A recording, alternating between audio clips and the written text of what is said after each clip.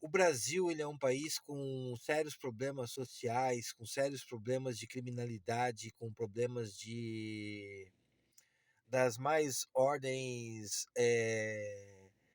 como corrupção, como feminicídios, assassinatos, homicídios, é, assaltos, furtos.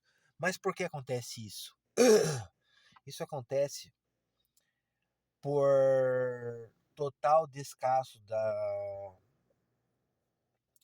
dos poderes institucionais, poder executivo, poder legislativo, poder judiciário. Mas o maior culpado dessas malezas, né, dessas tragédias e desgraças que acontecem, principalmente nos bairros aí, é a culpa mesmo, recai sobre essa população que habita, né? É um tipo de população muito mistureba. E daí o que acontece? O nosso país ele tem um alto índice de violência comparado com outros países que são pobres, igual o Brasil. Você vê, por exemplo, países pobres como o Brasil, como a Índia, como a Tailândia, como a Indonésia, né? Até países da África não são países que têm um índice de criminalidade como o Brasil. Então, o Brasil está num contexto de violência acima, né, dos padrões mesmo para nações pobres. Mas por que isso? Isso é culpa do governo? Isso é culpa do legislativo? Isso é culpa do judiciário? É culpa sim. Só que a maior culpa recai sobre a população que aqui habita, né? É um tipo de população rastaquera, uma população sem estudo, sem cultura, sem uma base familiar, né? É uma população jogada às traças, né? Uma população gerada aí de primeira viagem, né? Sem uma estrutura familiar, né? É... Então, qual que é a tendência desse tipo de estereótipo? É piorar, né?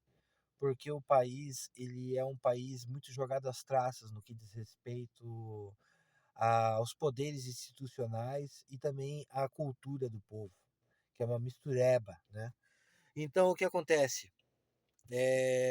As pessoas recaem a culpa sempre para os poderes públicos, mas que se esquecem do tipo de gente que habita esse país, tá ligado?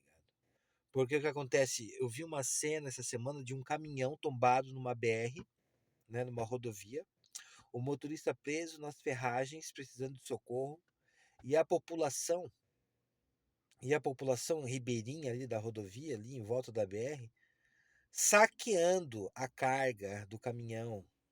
Paravam carros, carros e mais carros, pessoas, pessoas, saqueando a carga do caminhão. Então, qual é o tipo de dignidade que tem um povo imundo e nojento desse? Pensem comigo, né? Vocês veem, por exemplo, esse novo cangaço, onde grupos armados de bandidos, criminosos, marginais, eles invadem cidades, invadem municípios e causam terror. Isso é culpa do governo? Isso é culpa do legislativo, do judiciário? Não. É o tipo de população que aqui habita.